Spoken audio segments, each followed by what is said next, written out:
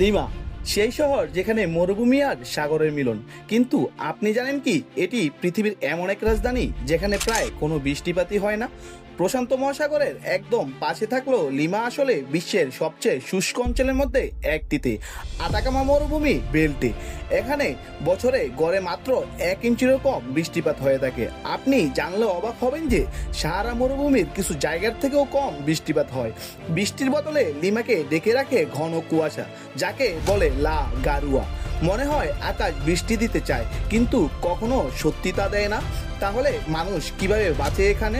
লিমার পানির বেশিরভাগ আসে আন্দেস পর্বতের নদী থেকে, আর সাম্প্রতিক বছরগুলোতে স্থানীয়রা আর বিজ্ঞানীরা ব্যবহার করছে ফগ ক্যাচার, বিশাল এক জালের মাধ্যমে, যা কুয়াশা থেকে পানি তৈরি করে। এটি উদ্ভাবন আর টিকে থাকার এক অসাধারণ উদাহরণ।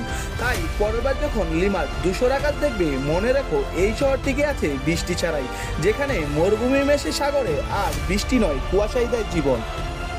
ভিডিওটি ভালো লেগে থাকলে লাইক আর কমেন্ট করতে ভুলো না।